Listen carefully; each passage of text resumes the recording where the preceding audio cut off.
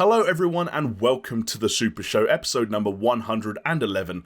I'm your host for this week, Jamie, and I'm joined by a man who in just 2 hours' time-ish will be playing what some onlookers have already called perhaps a contender for the greatest game of all time. But until that point, Chris, you have to sit here on your couch and suffer by talking to me about less exciting games. How does that sound?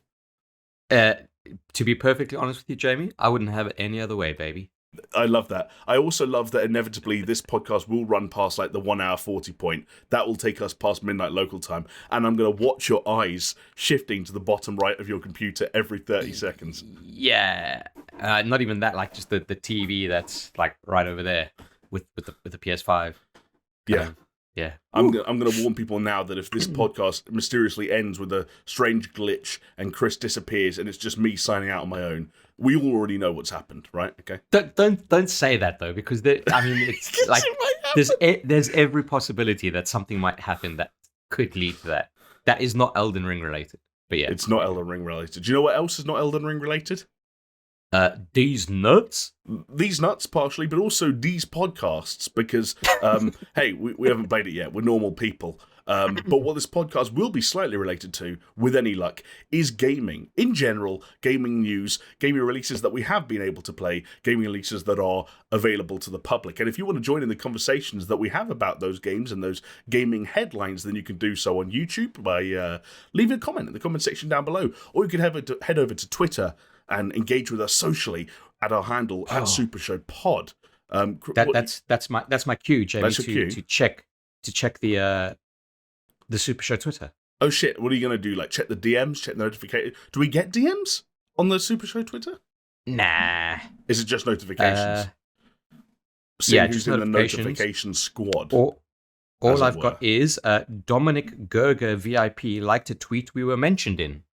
Well, so if he's liking our tweets, then he is certainly a VIP in our hearts and our minds. There we go. You know who else is a VIP in our hearts and minds? It's the people who don't just watch us on YouTube, but they also listen to us on podcasting platforms of their choice, because there are a plethora to choose from. I'm talking about Spotify, iTunes, maybe even Google Podcasts. You can head over there. You can listen to the audio version of this production. You can like it, I presume, maybe rate it 5 stars. Basically, any interaction you can do on any of those platforms all helps, because, do you know what? I'm always pleasantly surprised by the number of people who would rather listen to our voices than see our faces. There are people out there who do that. Like, this is true. I don't know. Although, yeah. to some of their credit, not all of them, some of them, but they, occasionally pop into the YouTube comments saying, "I don't watch on YouTube, but I'm just here to kind of leave a comment and say, hey," and to which I say to them, right back at you, hey. Yeah. Or we have like the reverse situation where something goes wrong in the video export and the last 20 minutes gets cut off the video version of the podcast. But if you want all that juicy content, you can just go and listen on Spotify and it's there. I reckon that was Jonesy pulling a 3000 IQ move. I mean, trying to migrate audiences. We sat in some meetings with that guy as, various companies approached us to try and help promote video games, for example. He's got some ideas. He's an ideas guy. Oh, God, the best one. What was it? Was it for The Division? No. I think it might have been The Last of Us Part 2, if we're thinking about the same thing. The Last of Us Part 2. Yeah. Oh, God, I wish Josie was here so you could tell the story. It's great. It just, yeah. We shouldn't say it on his behalf, because really that's Jonesy's top quality story to tell. It is. It's one to look forward to when he is back in the hot seat, which I think we both hope will be as soon as possible. Don't know quite when Jonesy will be back yet. Hopefully next week. We'll keep tabs on it. Should do. But in the meantime, yes, that's a story to look forward to. And also just his presence and personality that we have to look forward to. It's an important part of the dynamic. I mean, it's like in Legend of Zelda, the Triforce is the 3 fucking triangles that make the one big triangle. That's what we each represent a triangle. Yes, I agree. Although I think so right now, we just look like a Toblerone. Right, we've got the knobbly bits down, but we got not knobs. whole. We got knobs. We're not complete. Well, maybe we got knobs, but we're not in the hole. So. Here's an idea for someone, or rather something that can act as the third part of the Triforce temporarily, as we wait for the ground return of Mr. Alex Jones. That's Paisley Radio. I feel like hell yeah, they've earned their spot in the Triforce because this podcast is actually broadcast out on Paisley Radio, and you can go and listen to it at paisleyradio.com. That's digital radio, folks, for those who weren't paying attention. Online digital radio, the best variety of digital radio. And that's broadcast out on Thursdays at 10 p.m, and it's repeated on Mondays if you miss it. Shout out to Paisley Radio. You know what, Jamie? I was thinking about this the other day. Yeah. The future is now like radio on the internet. Blows my mind. Exactly. Like I don't remember the name of the band, but that song that was on GTA Vice City, they got it all wrong. Paisley Radio killed the radio star and then reinvented the radio star by becoming the new radio star. So Paisley Radio killed video after video killed the radio star. I think you've got to move on. Right. You know, you're probably right. Just the cue, you know. Yeah, for sure. What are we talking about today, Jamie? Like, give us, tickle those balls. Okay. Yeah, let's tease a few things, because you know what? There has been a week with some solid headlines, not just some solid new releases. We're going to be talking a little bit about Call of Duty. It seems like there might be a few new plans going on there, a few changes, some of which we haven't seen the likes of in almost 2 decades. We're going to break that down and what it might mean for, let's be honest, one of the biggest gaming franchises in the world. Then we got a new update from one of the biggest fighting game franchises in the world, because Street Fighter has been making waves and headlines this week for some good reasons, some bad reasons, and some homoerotic reasons. And I'm here for all three. We're going to spend a particularly long amount of time getting involved in that third leg there of it. We're going to hop on over to Bioware briefly. We're going to see what they've got going on, because again, a little bit of mixed messages going on. And coming out of those camps, depending on who you're listening to and how far along in development you want one of their hot new projects to be. We're going to touch on that. And then, for anyone perhaps disappointed by that piece of RPG news, there will be another piece of RPG news that we'll discuss that will, I'm sure, excite and arouse a lot of people. Like RPG adjacent, right? I mean, life is RPG adjacent, if you think about it. This podcast is RPG adjacent. I would love to RPGify this podcast. What would that look like? Would it be I have no idea. Maybe like the more you listen to it, the longer you listen to it, the more episodes you listen to it, you accrue XP, and then you level up. And then when you level up, I don't know what you get to do. Like, maybe one of us becomes a boss and you have to kill us. I'm spitballing here. Who would be... Okay, Who would be the final boss out of the three of us?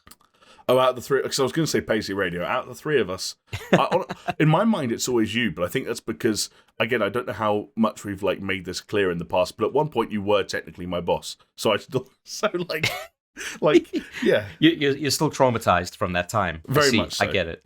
Yeah, I still have the battle scars. I'd say Jonesy, to be honest. Yeah, he'd be the toughest to take down. Yeah, but because he's got that whole survivalist angle. He wears those monkey shoes with the little toes. True. He's really good at a crossbow. Yeah. Not a crossbow, a longbow. Reflex bow, recurve. I think those are all kinds of bows, yeah. He's a bowman, is what I'm saying. he is a bowman, yes. Yeah, and we always joke that if ever there was a zombie apocalypse, Jonesy would be we'd all just go to Jonesy's house. Yes. Because he's I think he's like a closet prepper. I think that he'd be the most likely to make the surprise announcement that, and this isn't us delving into current affairs, but again, if he had some kind of nuclear shelter or a bunker and a prepper stash, I think you're right. It wouldn't surprise anyone. In fact, I had a conversation with some old colleagues of ours not that long ago. We all work together, so they know Jonesy as well. And they were talking about the fact that if there were a Hunger Games that was populated by the then employees of that company, that Jonesy would probably win out of just about everyone. Yeah, I'd probably vouch for that one. I think you and I would be mutilated.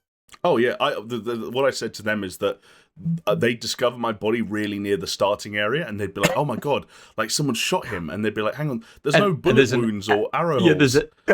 And then they look and it's like, "Oh, you just had a heart attack." Yeah, the dude had a heart attack running. and then you know what? There's gonna be me squashed underneath you. Yeah, you're like, yeah, let's team up, and I collapse on top of you, and you can't move. And he's like, oh no, Chris didn't die instantly. He was crying for help and died of starvation like a week Yeah, later. Yeah, exactly. It's taken a very long time. Yeah. It's like, 127 hours, except it was me instead of a big rock. Yeah, and they find my body and like half my arm is gnawed off because I'm trying to... You're trying to get it out from underneath. Could happen. God. I like that we're fleshing out the Supershow lore. Yeah, You know?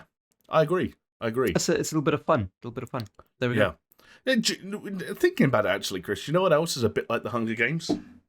Tell me. It's the comment section, or just about any video that can be found at the Super Show podcast YouTube channel.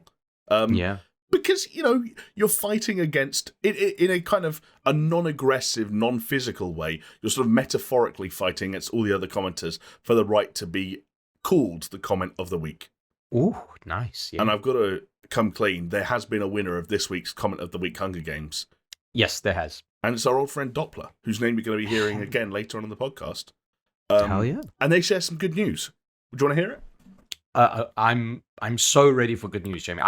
I crave good news at the moment. Okay, cup your ears for this then. Apparently, geld is becoming a thing in Australia. Called one of my mates it, and now mutual friends are using it as an insult, not even knowing what it means. Thanks for the years of entertainment, lads, whilst I try and share the Super Show love and entertainment to more people. Oh, lovely. Thank you, Doppler. I love the fact that geld is like... I would imagine a world where geld becomes like a popular term of insult, just by like natural osmosis from, just cropping up like that. Like, for instance, Doppler in Australia calling his mates a geld. And it overtakes any known substance. Like it grows bigger than us as the Super Show. Oh, like the people that kind of like try to bring it mainstream. And it's like, because we said last week, didn't we, that, like, hey, spread the Super Show love to your friends and to as many people as you can, which, Doppler says he's done. So thank you, Doppler. But more than that, I think geld is going to overtake it. Oh, yeah. At some point, like, a thing like that can get out of your hands very quickly and become larger than you ever were. Like, you know that I'm a big Giant Bomb fan, and I'm sure plenty of listeners know that I've followed Giant Bomb for years. Oh, well, like Drew Scanlon. Yeah, so, like, being aware of the origin and, like, even being aware of the stream where the blinking white guy meme originated, and having that moment of... And, of course, the mystique around it got... vanished very quickly as he came forward and was interviewed and he was on Good Morning America and all this crazy shit. But there are a few days there where I was like, why is everyone sharing a gif of Drew Scanlon's face? And that might be us, where we're just like, hang on a second, why do fucking like 700 people watch our podcast and now tens of thousands of people are saying geld? I would love that. Like, I think it's maybe one of my life's ambitions to be turned into a meme. Mm-hmm. What do you think a meme would be? Like a reaction meme? Do you think it'd be pulling a face, like a blinking white guy style? Oh, I'd like it to be a GIF. I'm big on GIFage. Okay, you've got a few things that could be turned into GIFs. Like, I feel like you do a few different. There are a few just different gestures and hand motions that you've done over the years. Nothing that. Hold on. Hold on. Hey, I'm not being lewd here. Don't worry. Hold on. What kind of hand gestures are you're talking about here? I'm talking about the one where you mime the like masturbation in the air. That was you, right? You invented that? Oh no, I do the long stroke. Okay. See, again, like that I don't know what it would be used in relation, but like that could be one there. Yeah, boy. Like if you were ever taking the piss out of someone for having a 12-inch penis that came out right in the middle of their chest, like. It's a good question though. Like, what would be your memeage? Like, I don't know what my memeage would be. Yeah. Do you know what? Like there's. Yeah. I think the closest thing is maybe Crispy King. Yes, that's a good one. For those who don't know, is whenever I answer the phone, I say, and it's like a number you don't recognize, or whatever. You pick up the phone, you say, for instance, Jamie would be like, "Hello, this is Jamie," or "Yeah, hi, it's Jamie here," or "Jamie speaking." When I answer the phone, I go, "Hi, Chris speaking." So Chris speaking, but it just sounds like I'm saying like, "Hello, Crispy King."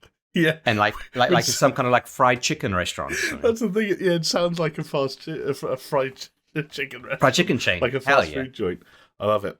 Although, like, again, like, now you're taking me back to that office and working at ATG, and again, like, we were being filmed and, improvising, for want of a better way of putting it, on Constantly, camera yeah. all the time, and a load of things did come out of that. We just, again, I think it's not even about having an audience that are going to pick something up and make it their own. It's about a stroke of luck and a relatability that transcends your audience. Because I remember now, and I've got, for some reason, I only remember the ones that, like, at least partly featured me, probably because I was self-conscious about them. But Steph used to do annoying things all the there's some things. Steph's got a couple of players. Yeah, exactly. I love a couple of players. And also, like, less so for the audience, but for us, Steph's meme would be like, "Oh, I'm down." Yeah, whenever we play multiplayer games with him, and like Battle Royale or Warzone, whatever it is, and he goes off on his own. We don't know where he is, and then we call him, and he's like, "Steph, what's going on?" He's like, "Oh, I'm down. I'm down. I'm dead." Yeah, all the time, every fucking time. I just remember one from Jonesy as well, from the first ever iteration of a show that's name I can't remember. What was the show that on Auto Gaming, the news show that we did on the couch? Level Up. There you go. See, that's how bad my memory is getting and how long ago that shit was. But Jonesy, must have been talking about a new release or an upcoming release, and there's always that thing, isn't there, when you're doing a little bit of ad-libbing where someone's got to take the turn to finish the sentence. Someone's got to pick up the torch and be like, amending it. And it was clearly Jonesy's turn, and we both kind of looked at him, and he just go, "I'd buy it." And it was the weird, like, silence after "I'd buy it" that... Yeah. I don't know. Because it was just that awkward thing of like, okay, we've ad-libbed, now it's your turn, Jonesy, and sometimes your mind just goes blank. I feel like Jonesy has a lot that we could do. Maybe that the audience don't know, but like we kind of get into, like, there was one time he just said 7 in a very weird he was kind like, of way. Say Evan. He pronounced Leia. Yes. Which is quite funny. Literally seconds before we started recording, we were joking about how Jonesy sometimes used to put a weird emphasis on the wrong word when he was saying the names of films and games. And the example we remembered was he kept calling it Star Wars The Empire Strikes Back. The Empire Strikes Back. Like, hang on, that's not right. I guess that's hard. That's hard to memify, but yeah. Yeah. Well, maybe this is like almost an early call to action, Jamie, where we ask the listeners to leave a comment saying what they think the memes would be from. Oh, okay. Like if we had to make them, right? I guess that's like. For a second, I thought you were gonna like ask them to try and make stuff, which is like no, force it, right? No, of course not. But if there's something that kind of sticks in their mind, like, hey, that was funny. Like I remember one that I can't get over because it haunts me. I still can't sleep to this day, Jamie. I can't sleep soundly. But we did. God, I don't even remember what the video was. It might have been like a Minecraft 6 list. Okay. But people were taking Jamie. It's difficult for me to talk about. Okay, so just bear with me if I start cracking up and breaking down. We're on your side here. We're all allies. I'm not native to Britain. No. The Isles. All right. I have a bit of an accent. Right. Hadn't noticed. But I was mercilessly taken the piss out of for the way that I say world.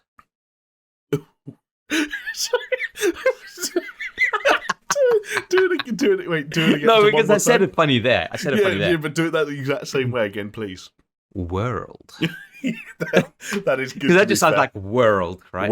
World, yeah. World. It reminds me of when again, I don't know how many of the terminology I'm about to use is like, again, native to this country, but in school we had a tuck shop, which was a small shop that sold sweets, and it was run by gappies, who are people who came over on their gap year to run it. Gappies sounds like such fucking, like, it sounds like a word you shouldn't be saying. It's basically all it was like 19-year-old Australian and South African dudes who would come for like one term and run the tuck shop and coach the shittest sports teams. Exactly, yeah. And the funnest thing to do would be to go to that tuck shop and ask them or try and trick them into saying the name of a famous chocolate bar here in the UK called a Curly Whirly.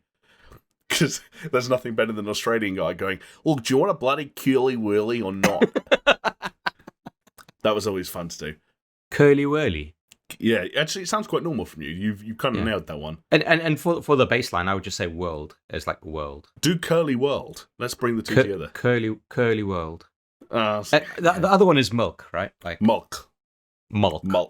I don't say mulk though. It's a little bit of a mulk going on. There's a little bit of a U sound there. Mulk. See, if it was you, and I'd say mulk. That is what you're saying. That's not what I'm saying. Yeah, all right. Mulk sounds like if some weird, I don't know, futuristic dystopian film where milk becomes a trademark term and the knockoff becomes called TM. Gets called mulk. Yeah. Yeah. Oh god, my son's allergic to dairy, so we have to get him this like cheese made out of coconut butter and coconut oil and all that shit, whatever. And one of them is called shees, SHEESH. I love it. Yeah, shees. It's like, would you like some shees? Upgrade that to shees in a can, and you're really talking that's a night in on your own. That's your bachelor's night in right there. Hell yeah. Cheese in a can. Don't tell the police. Definitely no cheese in a can. It's a little throwback. My camera's gone. See, at least it's just focus issues. And one thing that we don't have with Jonesy missing a week is we don't have one of the third of us just turning blue. We're like, Jonesy actually partaking in a mysterious early promotional campaign for the upcoming Avatar films. Yeah. Turning himself the blue. worst thing is trying to color correct his image, because I forget sometimes that it just goes from blue to orange just on a whim. So you put your playhead on the edit. Oh god, hold on, my internet's gone. No, I'm back. Okay. You put the playhead on the point that you want to the image, still image, and you say, I'm going to color correct this now. And you color correct it, and then you forget about it, and then you go back and you're playing it, and then you stop it, and you're like, I thought I color corrected this footage. Why does he look like a fucking Smurf? Or why does he look like he's been in the sun for 48 hours? Like, it's mad. I know. We definitely need to invest in a better camera for Jonesy. I'd like to invest in a better camera myself, to be fair. I was playing around with the Elgato face cam on Tuesday for some work-related business, and that is a good camera. Yeah. Is that what you'd have your eyes on as an upgrade? Yeah, because I mean, look, nothing's going to beat like a DSLR, but an Elgato face cam is like £150. Right. Like, you're not the quality you're getting from that thing, you're not going to get for that price on anything else. Oh no, exactly. Yeah, even entry level DSLRs, you're still looking at a good chunk more than that. Oh, 100%. And then it's also just the bulk of it and the convenience, blah blah blah, etc. But hey, Jamie, games. Yeah, back on track, baby. Games. Have you been playing any games this week? We're not talking about games, Jim. I don't. Who gave you this idea to talk about games? You're right. That's a crazy idea. I'm sorry. No, look, I haven't. Okay, for numerous reasons, mainly work related. I've had some big projects that have been coming up, and one of them was traveling to Red Bull in Milton Keynes, which is quite nice and fun. That was what I was doing on Tuesday, and just all the prep for that just kind of really took all my time. I didn't have I haven't even we're on the fucking dawn of Elden Ring coming out, and I haven't even finished Sekiro. I don't know what to do.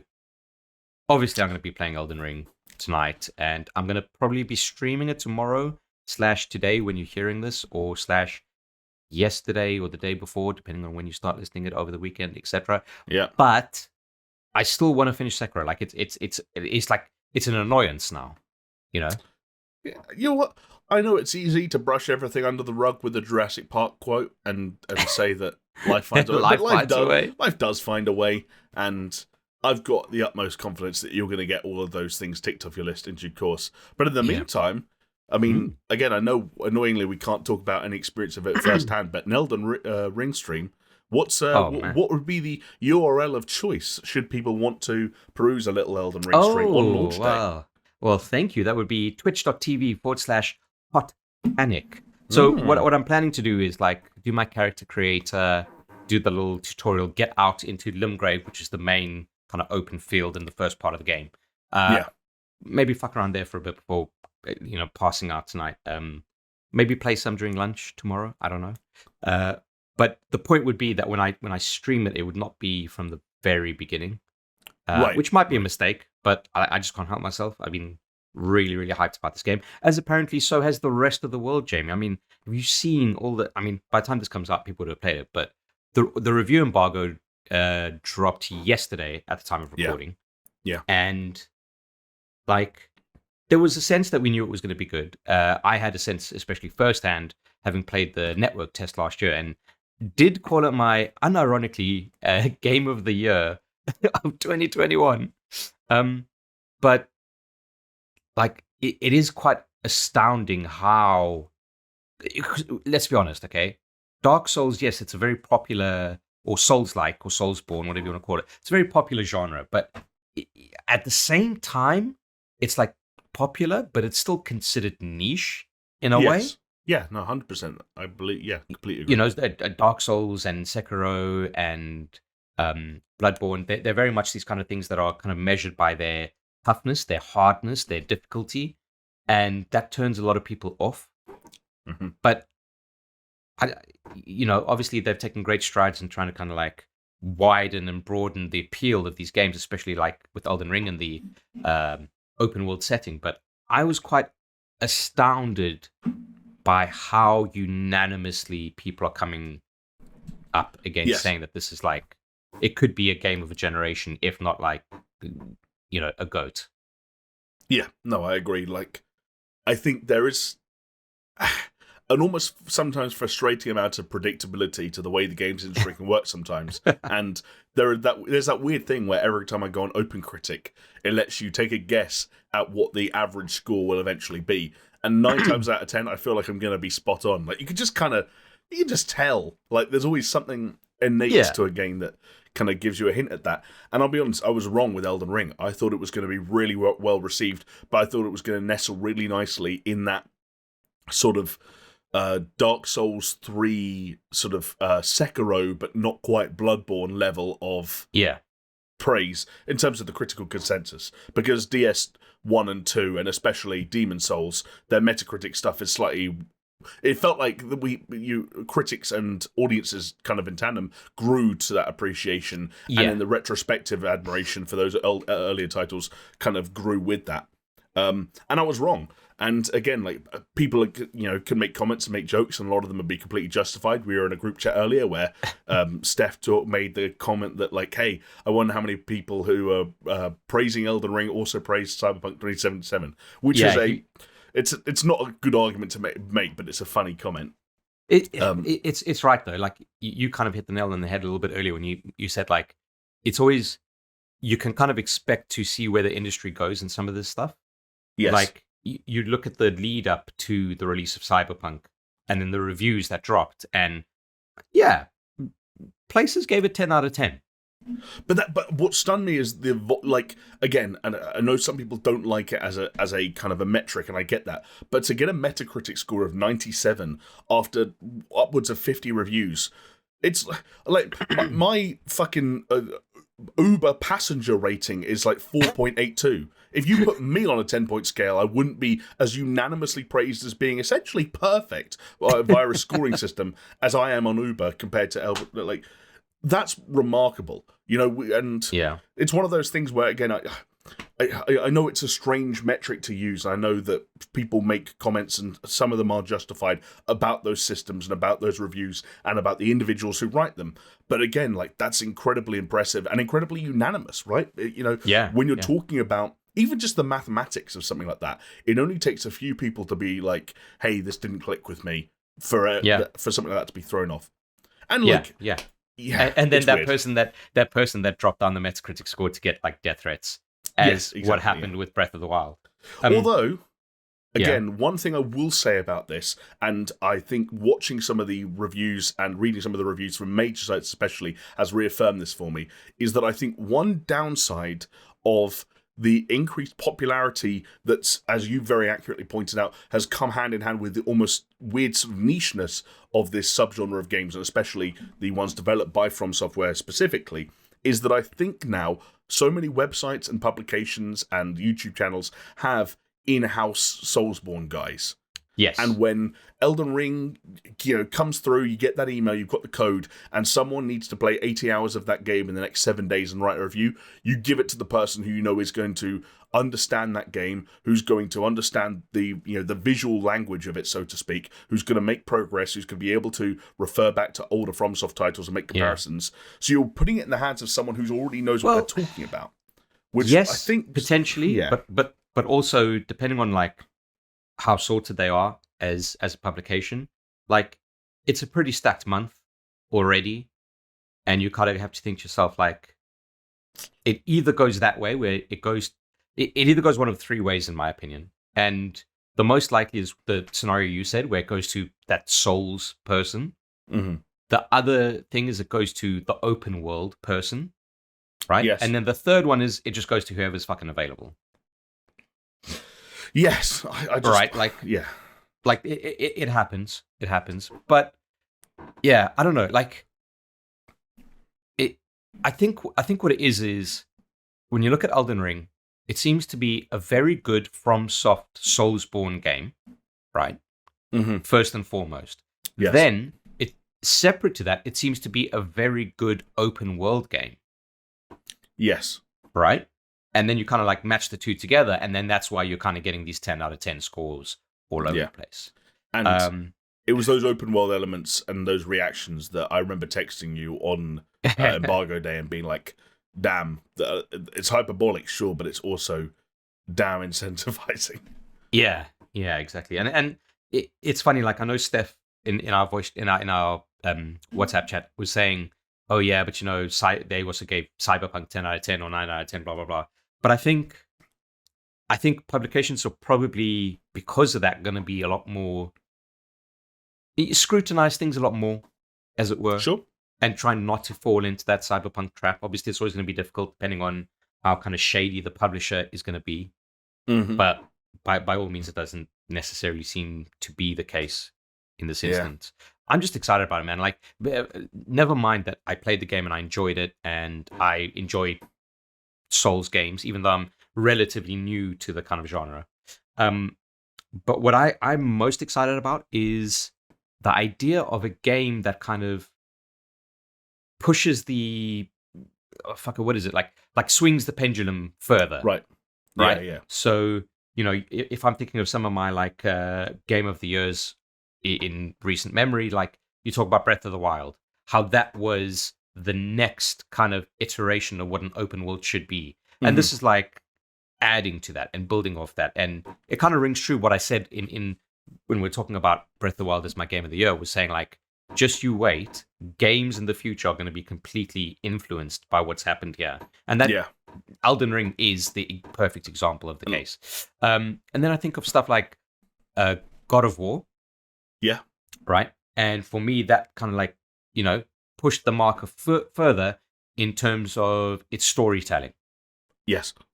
And then again, that game itself was also relatively influenced by a Dark Souls style combat formula. So it's interesting that like I always like to see like that next iteration. Like say what you want, and I'm sure I'm gonna ask you about it just when we wrap this up. But you talk about games like Horizon Forbidden West, which are like mechanically sound, visually gorgeous, but do they swing the pendulum further? I mean, I know that's a rhetorical question, but it's debatable. I guess like no is the simplest answer, right? Right. Yeah. So that's why I'm most excited about this. Like, and I think it's something that people should be excited about, whether they are interested in open worlds or darks or Soulsborne games anyway, because whether you like this game or not, like it's going to have an impact on your games in the future. Yeah. And it's undeniable. Yeah. Like I think I was saying to you, or I made the observation when we were chatting last night that, and like, hey, Jonesy won't like this, so maybe cover your ears, Jonesy, if you're listening. But like, we might have to get used to saying the name Elden Ring a hell of a lot every time we're talking about, progressive and forward-looking game design elements, for the next 4 or 5 years. In the same way, we haven't been able to stop saying Breath of the Wild for the last 4 to 5 years. Hey, again, except unless your name is Jonesy, in which case you're like, nah, it's overrated. Right. And it also just makes me feel like I have to touch this thing. And I know that's such a weird verb to use in video game terms. It makes it sound grubby. I need to get my Cheetos fingers all over this thing. I need to touch it. Oh, I want to. Yeah. You know me, I've got that sort of FOMO, and 2022 can't pass with a game sat there at the top of Metacritic on a fucking 97 and me not knowing at the very least if I like it or not. And if I don't like it, fine. It's another year like fucking Outer Wilds and all that shit where I just have to be really annoyed that I don't get it, but, concede that I don't get it. But maybe I'll get it. Maybe I'll get it. Who knows? Yeah. Yeah, man. So, look forward to next week where I'm going to... And because I'm going to be playing it probably for a very long time, look forward to the Elden Ring Hour debuting next week. What if we just change the name of the show to the Elden Ring Cast and... It would Chris's Ring Power Hour. Yeah, but I mean, now we're kind of blurring the lines between what whether we're talking about a video game, we're talking about your anatomy. I think that's part of the appeal, though, right? Yeah, tune in to find out. How will we know? Will Chris's arsehole come up? Tune in, listen, find out. Almost definitely yes, though. Well, yeah. You know what? But I am unironically looking forward to those discussions. I don't know if I'll be able to contribute to them immediately, but I think just hearing your thoughts is going to be very interesting. You'll hear my thoughts whether you want to or not, because I'm going to be on that fucking group chat. Even if no one's fucking replying to me, I will be messaging every fucking 10 minutes. Damn. Oh my god, this happened. Oh my god, that happened. All I can say, and me this with wholeheartedly, I hope to experience the hype that you've got for Elden Ring for another title at some point this year. It's possible, right? Ragnarok is coming, so... I mean, they said that 2 years ago, word for word, and it didn't. Ragnarok's been coming for a while now. Yeah. But I'll be coming. Ragnarok is coming, if you know what I mean. Yeah, ask me how... No. But yeah, that's Elden Ring. And Jamie, I'd very much like to kind of play some co-op with you when that chance arises. But in the meantime... Jamie, yes. You've been very busy playing something else, haven't you? Yeah, Horizon Forbidden West came out. It feels like it runs like clockwork. A new release coming out at midnight as we finished recording the podcast. So I jumped in last Friday, and I have played about 12 hours or so at this point. So okay, yeah. How long do they reckon the game is in total? Do you know what? I think people who were reviewing it ended up playing it in the 30 to 40 hours or so. Okay. I'd imagine. Okay. Maybe so you're probably about a quarter of the way. Yeah, and I think if you were to sort of try and identify where I was on that spectrum between I'm doing every single piece of side shit that I can possibly do, or I'm just mainlining the story quests, I lean more towards the side shit. I did play another hour this evening, and I decided ahead of time I wasn't going to do a main quest, so I just ran around and I did a few different sort of puzzle areas and found a few collectibles that bothered me because they're on a map. Because, hey, Elden Ring might give you a map with nothing on it, but Horizon sure does give you a map with a lot of things on it. So, yeah. Look, one thing I want to say up front, because I worry that if I start this conversation in the wrong place, then I could give people the wrong idea, is that Horizon Forbidden West is a very, very good game. It's one of the best games I've played in a little while, as someone who hasn't been hugely enamored with that many of the releases, say last year, for example.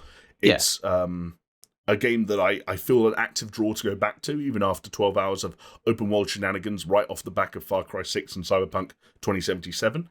And it's a game that I can already see shaping up to feature in any discussions we have towards the end of the year, as I look back on some of the better game experience I've had in 2022.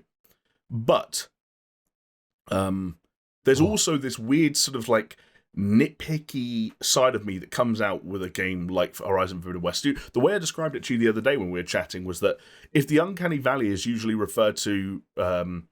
used to refer to faces, or when we're recreating human faces or human movements and motions or even human behavior, and it's so innate or second nature to us that when something is slightly off in the way it's reproduced, we immediately notice it, and it's far more disconnecting from the experience than it actually should be, given how close it is to being perfect. Horizon it is like, at times it feels like Uncanny Valley the game, where so much of it is so good and so well done and so polished and so expensive. And that's just me reading between the lines, because if ever there were a game that looked like money, Horizon looks like money. But every now and then there'll be something that's just ever so slightly off, and you just go, oh, weird. In a way that, if it had happened to me when I was playing Cyberpunk 2 weeks ago, I wouldn't have thought twice. But in Horizon, like one cutscene of dodgy lip sync, or one moment where the physics on her hair flip out, or one a very bad pop-in experience, graphically speaking, and you just go, oh, that's weird, and I'm stopping to take stock of this in a way that I wouldn't in a game that set lower expectations. It's odd. It's weird, isn't it? Because it's almost like the high level of polish, or the higher the level of polish, the more critical you are of any of those little kind of like niggles. Exactly. Whereas like, you step into a game like Cyberpunk, like it's by all accounts, when it works, it's like a phenomenal looking game. But at the same time, it's also kind of like janky. So you know, like shit happens, and you're like, yeah, that's fine. It's the same with almost like Bethesda games, right? Like they totally. They can look really good, like don't look at like Skyrim screenshots now and just think to yourself like, oh, it looks like that. Like back in the day, that was the shit, like it looked fucking quality. Yeah. But there was also kind of like this level of like, I don't know, jaggedness to it, or edginess to it, or fringe stuff to it that when shit goes wrong, you're just like, oh yeah, there it is, cool. But yeah, with everything that I've seen, I mean, I haven't played Horizon, but from everything I've seen about it and the coverage, because obviously I'm interested in these kinds of things, so I do consume the content around it. It looks absolutely stunning. It looks so gorgeous. Oh my Everything looks like super, super polished. But then, if you get these niggles, like it definitely stands out a lot more than you'd probably expect it to. And they end up just being a weird asterisk next to what should be the more important clarifying statement, which is, this is at times one of the best looking games I've ever played in my life. There are times where I genuinely am astounded by what I'm looking at. And it's not just that they do one specific thing particularly well. It is the combination of the world design and the fidelity of the world design. It's the machine designs, and that almost like that almost, I know they don't transform, but that transformer like animation where they like all these moving parts and shards and plates and everything still is so majestic in motion and so fluid.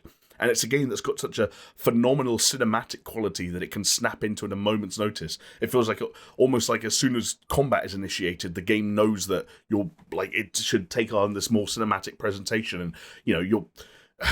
It's very, very, very nice to look at, and the things that weren't so nice to look at in Zero Dawn have all been improved across the board as well. You look at the faces and lip sync, and the animations, not just for the player character but Aloy, but also almost every single sort of NPC even like the performances, right? Like everything top to bottom has been dramatically improved in terms of visuals and presentation. But yeah, like it's a game with asterisks.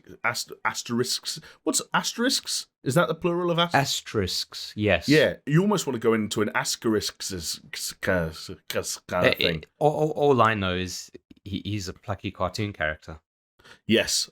See, I'm more of an Obelix guy. Well, you see, I was going to say, in many ways, I'm the asterisk to your Obelix. How has no one ever made that comparison before? That's actually quite fitting. I am the Timon to your Pumbaa. Yeah, it's almost like I am the Danny DeVito to your Arnold Schwarzenegger in Twins. See, that's maybe a little too flattering. I don't know how I've gone from Pumbaa to Arnold Schwarzenegger. Yeah, I think actually when you dig down, maybe small, thin guy and tall, big guy combos are like quite common. Yeah, in real life and in fiction. It's true. Fats and smalls. There you go. Yeah, exactly. Laurel and Hardy, were they that? They were that, yes, right? Yes, they were. Yeah, going back to Forbidden West, though, like there are other things. So basically, Aloy's got this new companion now. He's 8 foot tall and he weighs 360 pounds. No, I'm joking. Yeah, like there are. What I'd say is, because I don't want to talk about this for too long and break down every single fucking component bit by bit, But what I'd say also is, we can't delve into spoiler territory either. Totally.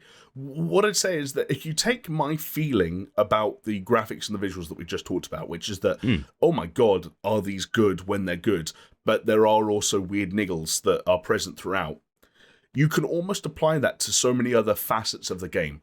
Like the gameplay, I think, is dramatically improved, but I still think that there are problems in that I think they didn't have as many ideas to push forward and improve the combat as I would have liked. And this is still a game where fundamentally the funnest thing to do for me is to use basically the bog standard bow and arrow that Aloy is equipped with throughout, and use that to take chunks of robots off, and all the slingshots and trip casters and javelin throwers that they give me along the way never feel that appealing.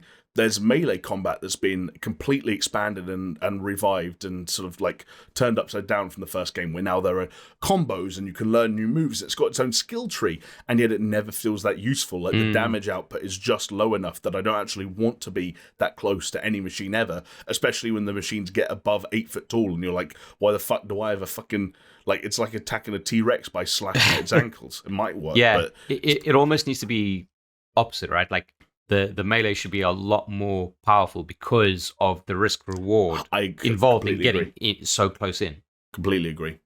Yeah. Then I know a lot of people out there, especially since the reviews have dropped, have talked about the structure and the length of some of the more tutorialized elements, whether that's the actual explicit tutorial or the tutorialized open world segment that you go into after that in the Daunt. The story itself, which makes its initial hooks out of the remnants of the end of Zero Dawn story, which I didn't think was the wisest move, because going back and chasing Silence and Hades again, I just wanted more of a draw. And so what I'm getting at is that there's little things that stop it achieving perfection in just about every element that it breaks down to. And so what it ends up being is a number of very good components, but no one of them astounding. Apart from the visuals, which I will declare as they reach that astounding level. But every single other element just falls short of that kind of creme de la creme level, which means it comes together to just be a very good third-person open-world action-adventure game from Sony. Which, if you've been playing first-party Sony games, you know what narrative-heavy third-person action-adventure games are like. And if you played Zero Dawn, then you're even more familiar with what you're getting into here, I've got a question for you, Jamie. Did you buy the PS5 version, or did you buy the PS4 version that was £15 cheaper or something, and then just get the free upgrade to PS5? I was aware of all of these conversations going on. I read the news stories. I know that people pushed Sony because they still felt like Sony were being weirdly obscure about the fact that you could save money by buying the PS4 version. And they but long story short, I bought the PS5 version. Yeah, Shoot me. Sucker. I went to the PlayStation store and I just bought Horizon, and I didn't really think about it that much. I get you. One interesting little tidbit that I found out the other day. I found it out yesterday, actually, but it's news that broke, I believe, on the 11th of February. Do you know how many copies Horizon Zero Dawn has sold? Damn, I do not. Can you take a guess? I'm trying to think. Okay. Remember now as well that it is available on PC, and it has been available on PC for better part of a year. I'm thinking, the things I'm thinking about, first party exclusive for Sony, which is, usually gives sales a bit of a propulsion, because they're well marketed and well received. Yeah. New IP, that knocks it down a few pegs. Yes. Launched at the same time as some tough competition, but mostly on other platforms, like Breath of the Wild. Yeah. Long tail, because like you said, it was well received. There was DLC. It was given a patch to promote, to support the PlayStation 5 with increased performance, I believe. And as you mentioned, the PC version. But it's also being given away free as part of the PS Plus collection. True. Yeah, it was one of their weird lockdown things of hey, the world's on fire, here's Horizon. Yeah. So that's another way of getting Here's a game about humanity destroying themselves and having to restart. Yeah. Happy quarantine, everyone. Yeah, literally. Fuck. I didn't even think about that at the time. Can I ask, this is one thing that will help me, have they announced sales numbers just because, like, someone's found it out? Or have they promoted, like, oh, we've hit this milestone? I'm not entirely sure. With the way I found out about it was a tweet saying, because the tweet was almost like in response to someone saying, like, oh, poor Horizon Forbidden West is going to be smashed by Elden Ring, blah, blah, blah. And someone said, like, oh, don't worry. These are the sales numbers of Zero Dawn. If it's any indication, like, it's fine. And to be fair, this number that I've got is from November 2021. 10 million. There's a decent attempt, Jamie. How close? I'm way off, aren't I? Double it. 20 million copies. Like, that's really impressive. It's not just really impressive. That's fucking ridiculous. That is like sales for that. That's ridiculous. The thing I was trying to remember where games like Spider-Man and God of War got to, and I had Spider-Man and God of War in like the 20s and 30s. And I believe Spider-Man is like the highest selling. Spider-Man was right up there. Because I also remember again when The Last of Us 2 came out and started selling very quickly. It was, I think it ended up being like third place after God of War and Spider-Man in fastest selling. But again, I had all of them in the kind of the 20 to 30 range, and I thought if Horizon Zero Dawn had done half of that, then it will do well. But I can tell you that Spider-Man PS4 sold 20 million units as of November 2020. Yeah, see, like again, that implies that even with the PC advantage, Horizon has sold as many units or nearly as many units as Spider-Man, which blows my mind. Yeah. I thought saying half of Spider-Man. As of October 2021, God of War sold 20 million copies. Yeah, I genuinely thought because of the new IP element and the slightly lower critical consensus that I thought it would get to about half of the God of War Spider-Man sort of marker. But it does kind of occur to me that like there was a period of the PS4's kind of like lifespan, is towards the end of the lifespan, where it was very much a case of saying like, yep, these are our big games coming out, and like you're not going to be interested in anything else. And they kind of, I think Horizon Zero Dawn was kind of the start of that kind of thing. And then it was, because remember there was that one at E3 was like, oh yeah, here are 3 of our upcoming games, and that's all we're going to look at, which was Spider-Man, Last of Us Part 2, and Ghost of Tsushima. It was Death Stranding as well that year. Oh, and Death Stranding, yeah. But like, I think that's probably the reason, is because there was like not that much first-party content coming out. Yes. That it was kind of like, it was almost like following the Nintendo effect of saying, oh, this is our first-party game for like the next 6 months, so just buy it and play it. It was also, and I'm surprised I didn't recall this as the reason that I bought it. It was the first big first-party, graphically intensive title that came out after the release of the PS4 Pro. Ah, yes, yeah. I think it came out literally 2 to 3 months after the PS4 Pro, and I actually got both at the same time. I got my PS4 Pro and Horizon at that same time. That's what made that so strange for me, is because that was exactly 5 years ago, almost to the date. And I'm sure I brought this up on the podcast before, but do you remember when I tell that story about how when ATG was kind of like doing good numbers and we were making okay money out of it, and I accidentally saved up like enough money to buy a new TV, a PS4 and Horizon, and I did all of that at once. And now it's like, oh yeah, 5 years almost to the day later, a new Horizon's coming out. The other thing is that it always happens in and around the week of my birthday, so it's kind of like this weird condensed period of just strong flashbacks to 2017 and how much happier I was. I remember being so happy and being so full of life. That's because it was like before we knew the dread that was coming. Literally. Do you want to know something else interesting, by the way, just to pick up on this? Wikipedia's list of the best-selling PlayStation 4 video games. Yes. Basically, the way Wikipedia work, obviously, is that the actual numbers that they quote don't get updated until there's something that they can link to that's official to say, this is the source for this information. Now, it hasn't been updated yet to represent Horizon Zero Dawn's new numbers. But if it gets updated, then Horizon Zero Dawn would, 20 million units, would be the top of that list. ahead of God of War, Uncharted 4, and then Spider-Man. Wow. That's crazy, right?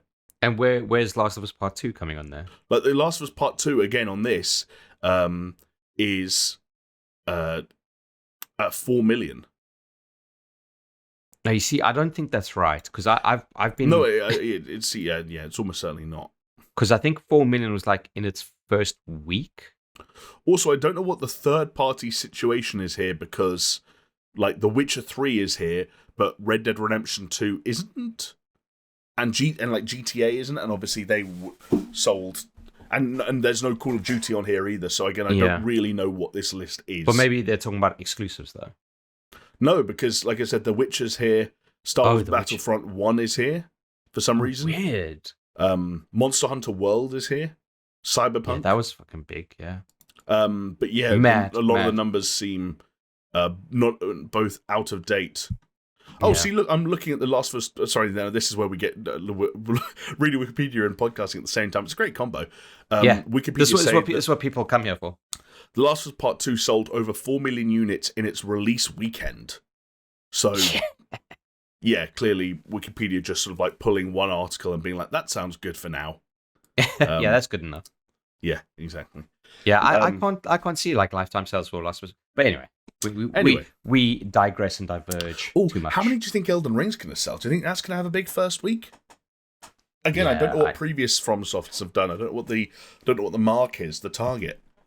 It's a good question. Should we say? I'll tell you what. The last biggest one was Sekiro, right? So let's have a look. Yeah, I can see Sekiro selling a couple of million, at least.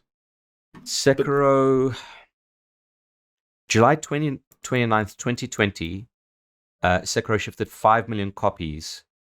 So it's 5 million copies within a year. Yes. Okay, fine. 2 million inside the first 10 days, and then 5 million by July of 2020. So, and I wonder if we have a look at Bloodborne. I think, well, Bloodborne was an exclusive. Was that right? Yeah, Bloodborne's 2 million. So like it's funny, you talk about 2 million and you talk about 20 million, like but I think based on that, I think with the anticipation and I think the hype cycle of Elden Ring has really just like even before release was on the equator, I think it just fed into all that excitement. I could see this doubling. It's also like 4 million in first week or something. Yeah, it's also like it's easy for us to forget, but Story by George R.R. Martin is a big draw for people. True. A big draw. They're like Game of Thrones, like there's a popularity kind of thing there where even if you aren't a Souls fan, but you're a George R.R. Martin fan, you're like, I'm going to check this out. It'll be interesting. I think the, like, you can't help but get swept up in, I don't know if it's us being in a little bit of a vacuum chamber, but you can't help but think that when a game like this comes out with so many 10 out of 10s, like I shared an image of you guys with all the fucking accolades, and it's just a wall of 10 out of 10s. You can't help but look at that and think to yourself, people are going to get influenced by that, like a lot. Yeah. I mean, I already have. So. It's a very interesting prospect for me because, like I said, it's like, it's this niche thing, even though like more and more games are being influenced by Souls-likes, it's still considered like this niche thing that people are maybe afraid to get into or whatever it might be. So it's I find it like really fascinating, and I'm going to be very interested to find out what it's going to be. I'm sure we'll get like sales reports in about a week's time or so. Yeah, well, we'll keep an eye out, and if it ends up making headlines and being newsworthy, then you can guarantee we will be discussing it on future episodes of this podcast. Ad nauseum. Yes, ad nauseum. And hey, if you don't like that, if you've got an issue with that fact, then don't take it up with us. Take it up with the people that make this podcast possible. And those are our fans and our supporters and our patrons over at patreon.com/SuperShow. Because really, if they weren't sticking up for us, if they weren't putting their money where their mouths are, then we wouldn't have a platform to talk about games like Elden Ring for like, I don't know, 2 hours a week, every week for the next 3 to 6 months? Possibly, yeah. Possibly. It depends on... I mean, it did take me almost a year to finish Dark Souls, so why not? yeah, and over... I mean, what's the running total? Like 3 years on Sekiro, maybe? When did Sekiro come out? 2019? Yes, 2019. Well, there we go. I did take substantial breaks, though. Yes, and the good news is Elden Ring is way fucking longer than any of them by a country mile. So, brace yourselves, folks. And if you're having second thoughts, then the place to go to cancel your patronage again is the same place. No, I'm joking. But it would be the same place you go to gift us your patronage, which is patreon.com/SuperShow. And it would be nice at this point to take a quick moment to shout out some of the folks who are already supporting us on there and making this podcast possible. And they are Aaron Cameron, Athletic Gravy, Helium Joker, Jesper Camdal Nielsen, Known Geld, Mark Clancy, Leo Merger, Mindful Pig, Mr. Anthropic, Nathan Pearce, Neil, the Food Dude Who Doesn't Deliver, Daniel, Pastors Guild, Scary Omen, Starfill Kid, and the Big Dogs, Brett Z, Comment of the Week winner, Doppler, Geometric Potter, Hacksaw Book Read, Manuel Guerrero, Peaswad, and The Uncaged. Thank you all so much. And a particular thanks, I think, this week to Neil for incorporating the Food Dude into his patron name, meaning that is one thing we can't forget it exists now. Like, it's stuck with us. A thing. It's a thing, yeah. And shout out to everyone in the comments that kind of, like, shouted out the Food Dude. So, yeah, exactly. I'm glad the legend of the Food Dude lives on. Like we were talking earlier about what the meme is, but the meme is the Food Dude. And why? Because the Food Dude delivers.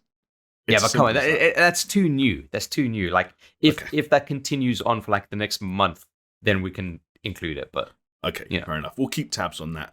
And but yes, once again, a big thank you to everyone who supports us. I've got yours. Yeah?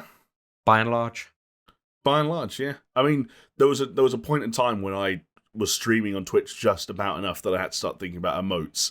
And I thought, I'll come up with some cool, like, text thing where it says by and large or something like that. Do you know what the other one I was going to do was? Again, the joke doesn't really run anymore because I'm not really in front of camera particularly, and some of the people who used to grill me about it aren't really in the comment section as much as they used to, apart from ASB64 every now and then. But do you remember how getting me to dab was something that, like, would pop up on ATG a lot? Well, those during the streams, especially. Yeah, during the streams. What I was going to do was I was going to dab and make it, you know how you can, like, almost break an image down into multiple emotes. So if you use them back to back, it would make, like, one image. I'd do, like, me dabbing in 3 parts, and it would be like a tier 3 subscription emote. I like that. That's on cool. Twitch. The so Jamie anyone dab, that wanted to see that dab would actually have to give me a significant amount of money.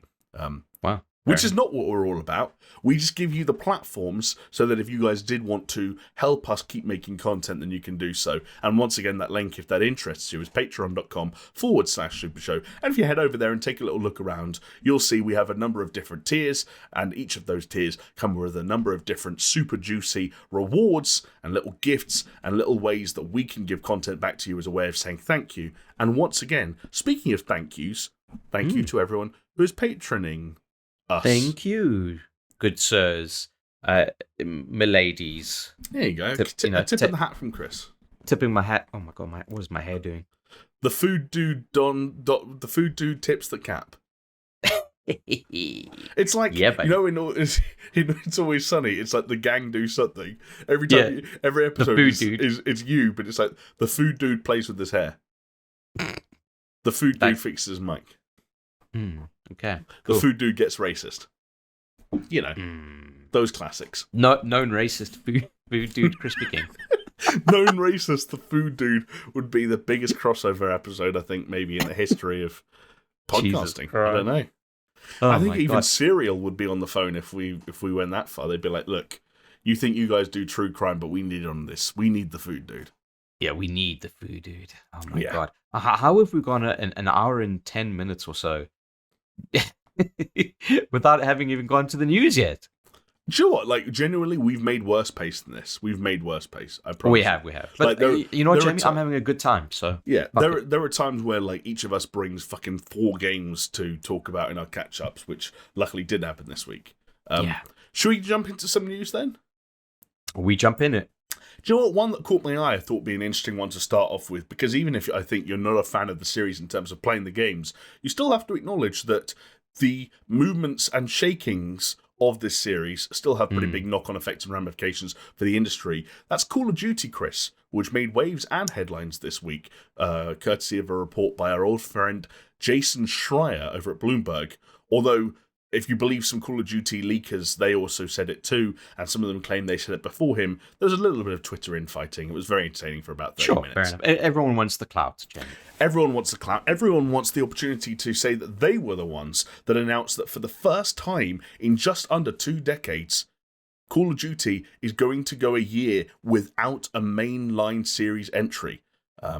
And for that year, for anyone wondering, it's not this year. We will still get Call of Duty Modern Warfare 2 from Infinity Ward as planned. But next year, Chris, 2023, there will not be a mainline Call of Duty game out in time for Christmas. Yeah. Crazy, it is right? It is crazy to think of, but I think probably crazier to think about is the fact that we've got a Call of Duty every single year for like I said, 2 decades? Yeah, just under 2 decades. Like I guess, that is the real madness to me. And actually not like we can give Activision as much shit as we want, but the fact that they managed to work out a schedule like that didn't always work.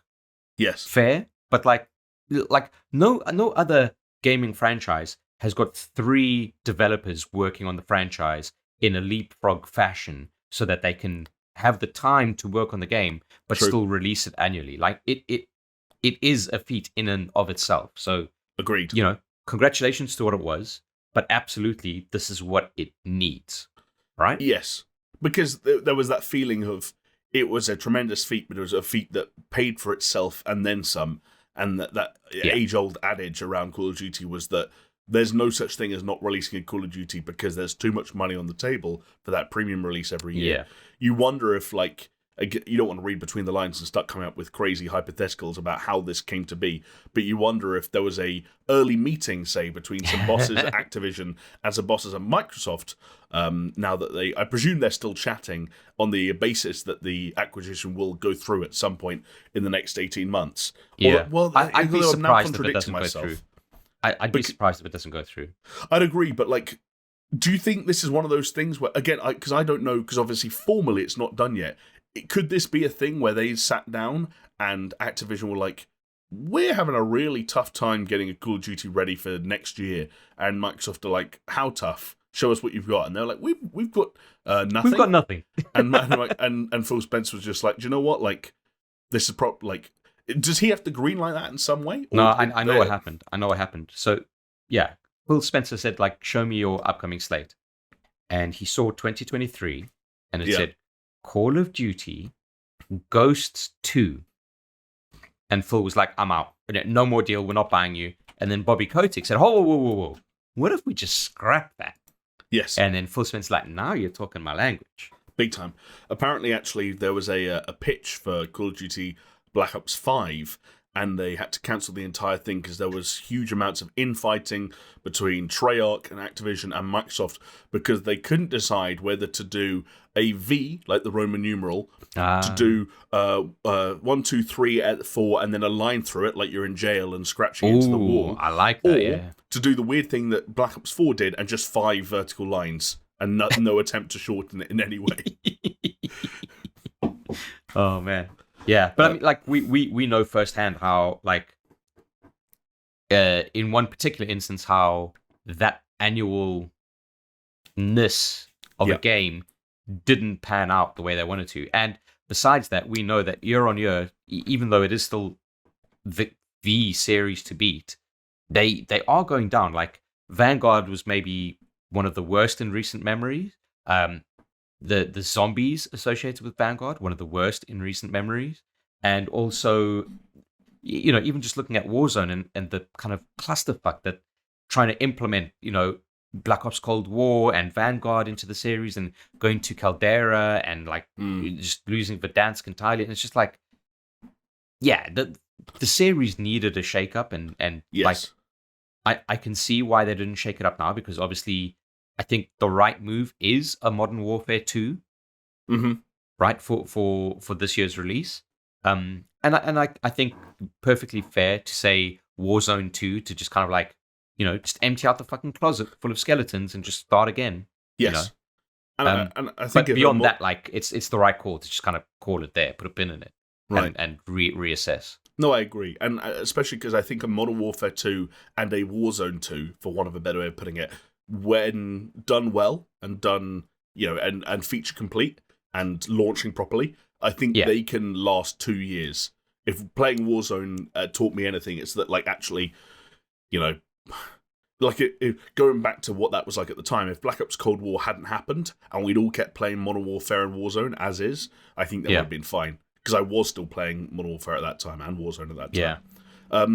The thing that's going to be interesting to see is that, like, you look at this and, like you mentioned, there is like an opportunity for a bit of a reset, right? And it almost calls to mind when Assassin's Creed had sort of worked itself into a bit of a hole, took a year off, completely refreshed things, and came back with Assassin's Creed Origins, which was a new direction for the franchise. And sure enough, when you look at the Bloomberg report, there's some comments in there that Jason Schreier suggests that some executives at Activision believe that new versions of Call of Duty were being introduced too rapidly, whatever that means. I think the one thing, though, that's slightly concerning is that Treyarch, who are the team who would have been making the 2023 release, they're now working... the Black Ops... Yeah, they're the Black Ops people. So Sledgehammer made Vanguard, Infinity Ward made Modern Warfare 2, and Treyarch would have been back up again in 2023. So they're the ones with nothing on their hands right now. The reporting at the moment suggests that they're going to move over to assist with the development of a new free-to-play online title. Now, at the moment, it's not clear if that is a part of the new Warzone experience that they confirmed a week or two ago, or if that is a third... or sort of like free-to-play style arm of their plan for the next 2 years. Some people have suggested that there's a mobile Warzone in the works, or it could be something else entirely.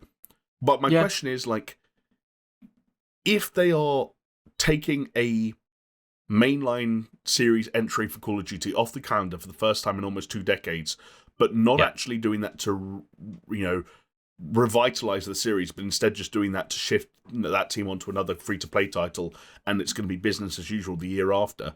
Are they actually going to learn anything here? Are we going to see substantial improvements from a consumer or a gamer's perspective? Well, you hope so. Like, you mentioned Assassin's Creed, and I think when you go to, like, Origins and Odyssey, it definitely benefited them taking that time off. But then, depending on who you speak to, with Valhalla, like, some people might say, like, yeah, it continued, but other people may say, like, no, they haven't learned anything. They kind of, like, they learned something and then they forgot their lesson that they learned. It's possible that this is something that they can just kind of, like, real nail down and kind of focus on. I wonder, though, if Jonesy's not here. He's sometimes the one that gets a little bit cynical and tinfoil hatted. So allow me to step into those. Oh, please do. Those monkey shoes of his. Okay. What if? So the model of releasing a Call of Duty each year has been extremely profitable for them. Yeah. Right. But what if they've learnt a lesson from Warzone in saying, actually, what they might be seeing is if they take a main title in the COD series and have that release being a 2-year thing, that they can make just the same amount of money, if not more, because what you're doing is you're changing the way you're designing that game to be a 2-year thing instead of a 1-year thing. Mm-hmm. You're looking at microtransactions, etc. And what's happening then is you're allowing your studios to create a more polished product, but at the same time, you're not necessarily spending as much resource in trying to churn these things out. Do you get what I'm saying? Yeah. So, and I think Warzone is the reason for this, because I think they can look at Warzone, the success of Warzone, and understand, even though it's starting to fail now, like quite substantially, I would say, but they kind of have got it in their head now, like, okay, you can make just as much money over a 2-year period than a 1-year period. And if you can do that with the same game, that you don't have to, like, let's put it this way. Let's say there's another 20 games in COD's future before COD is dead. Okay. You can release one a year and you can keep it going for 20 years, or you can release one every 2 years and keep it going for 40. Right, yes. Do you know what this is screaming to me? Yeah. GTA. and Rockstar. Oh, probably. Like, you never know. Sometimes franchises become victims of their own success. Yeah, for sure. Yeah. It is interesting. Like, again, I was always so firmly on the side of the amount of money you can generate, the amount of revenue you can generate by having a premium retail copy of a game on store shelves in time for Christmas was so large that I didn't think anything like this. Well, I guess that conversation and that topic would mostly come up when people were talking about the idea that they would altogether stop making new releases, or they would start doing digital only or go entirely free to play, or when people ask me if FIFA will ever revert back to being like an update or DLC or something like that. And that's what I always would push back against it. But now Call of Duty are doing it, and I think it's going to be really interesting to see as we get closer to the release of that 2024 game, and we get a better idea of what the studios have been doing with that year off.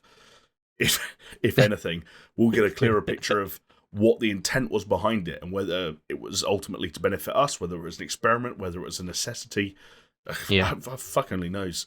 Like, it could even be crunch related for all we know, because there were reports this week that I think Bobby Kotick was lined up to get certain bonuses in the in the short term future based on whether or not the changes that had been made at Activision to improve the workplace conditions were seen to have been successful. Yeah. So, like, this could be a fucking crunch thing for all we know. He could be like, do you know what? Treyarch are fucking crying their eyes out and screaming because they had to jump up a year to make Black Ops Cold War, and then they still got roped in to make the zombies on Vanguard, and actually they just need time off. Yeah. I mean, that's probably not what's happening. Or it could be the Microsoft influence. It could be Phil Spencer going in there, looking at it and saying, this is not sustainable for the way that we like to do business. Yeah. You never know. Like the only people that know probably are Bobby Kotick and Phil Spencer. You know, it's all fine and well for us to speculate, but like we'll never fucking know. It's true. Until it's too late, and by that point, we'll be surrounded by so many free-to-play Call of Duty games that it won't matter anyway. Yeah, I just hope that, like, whatever it is, it benefits the games and the players, because that's what it should be doing. Like, taking time off should benefit the game and the players, instead of just continuing on the way that they were doing. Like, it's such a waste. Like, I don't know. No, I agree. Like the highs of Warzone were pretty fucking high, right? Like, oh, and I'd love them to return. I really would. Yeah. Yeah. But Chris, like, when it comes to game development, different studios, developers, publishers have different tactics when it comes to what they want to prioritize and what they think is best for gamers, what they think is best for consumers. Like, Activision are out there, they're doing their thing, they're skipping a mainline series release for the first time in almost 2 decades and seeing what that comes up with, whereas other major publishers like Capcom, for example, are focusing on attributes such as sweat, muscles, and I think feet was the other kind of key point that they were trying to communicate. Yeah, well, I mean, there is another element to this. If depending on how fucking thirsty you are, and how high you crank up the contrast. For anyone that's not picking up what we're putting down, we're of course ogling over the various body parts and the anatomy on display in the first teaser trailer for Capcom's upcoming fighting game, Street Fighter 6, or as I called it in our show notes today, Street Fight 6, which sounds so much better. I want to play Street Fight. I want to play that game. Oh my god, that sounds like the cheap. I don't even know, like the cheap knockoff from like Turkmenistan or something. Yeah, or like a Turkmenistan fucking. It's actually just an asset swap of Double Dragon, and they call it Street Fight 6 for some reason. Street Fight 6. Yeah, I love that. But yeah, Street Fighter 6, bro. Like, Street Fighter's back. That's pretty fucking big news for the FGC community. Yes, big news for the FGC community, bad news for the RE4 community. Because, so for anyone that actually missed how this went all down, Capcom started a mysterious countdown timer that was leading up to something that, invited onlookers and fans and people of that ilk to speculate on what Capcom could finally be revealing. And there was lots of weird things, like when you looked at sort of what the countdown timer looked like and sort of like tonally what it was, it had a bit of a spooky vibe. And it turned out, and maybe this is just people who are desperate and are struggling to get a grasp on reality, but a weird amount of people genuinely thought that the countdown timer would come to an end and we would get some news on the Resident Evil 4 remake that has long been rumoured, never been confirmed. What they failed to notice was that the countdown timer also coincided with the season finale of Capcom's Street Fighter Pro Tour. And so, yes, unsurprisingly, the timer ended, the finale of the Pro Tour took place, and the first trailer for the 6th entry in one of the most legendary fighting game series of all time took the stage. And Chris, I mean, we might as well jump into it. We've already teased it. People who like big, bulgy, sweaty, veiny body parts and close-ups and shadowy figures and beards, they're going to get a lot out of this 30 seconds. Oh, big time. Like, I quite like the look of everything. I thought it was pretty cool. It did kind of feel to me, though, that like the aspect ratio was off and squashed, because Ryu was like more broad shoulders than anything. You know what he looked like? He looked like the fucking Kanye West song. What was it called? The one with you're such a fucking hoe. I love it. Yeah, exactly. Like that. Like the broader Lil shoulders. Pump, that was that kid's name. Lil Pump. Fucking Lil Pump. What happened to him? Probably dead. Probably, yeah. Yeah, he looked, but you're right, he looked broad-shouldered and ripped. It reminded me of that scene in, fucking, what was it, like, The Last Jedi, where Kylo Ren was coming out of the shower for some fucking reason, and he was topless. Yes, and he looked a lot broader shouldered than you'd imagine he would be. Yes. Yeah, no, I know exactly what you mean. It looked especially strange because he was so broad and so ripped, and the chap who he was standing toe-to-toe with, who I've been led to believe is a fella called Luke, who is actually the last DLC character to be added to Street Fighter V, and they teased at the time that he would be a big part of Street Fighter VI. The vibe I got from him was Ninja Theory's DMCA Devil May Cry, as in like, you know, that weird edgy, I can't believe I could, now I just really want Capcom to make DMCA, call it like Devil May Cry Anarchy or something like that, but just please let us have a game that we can call DMCA, because that'd be so confusing. I'd love that. But yeah, it's just that kind of like floppy emo-y, and it's not actually emo, but I know people like that shorthand, that emo-y fringe. Combined with some of those sort of youthful looks, especially again compared to Rio's comparatively haggard face and ripped chest and torso. It was odd. An odd trailer. Yeah, it was pretty odd. It was short as well. And I guess the most confusing thing, or the most kind of like uproarious thing, depending on where you're coming from, was the fucking logo reveal. Yeah.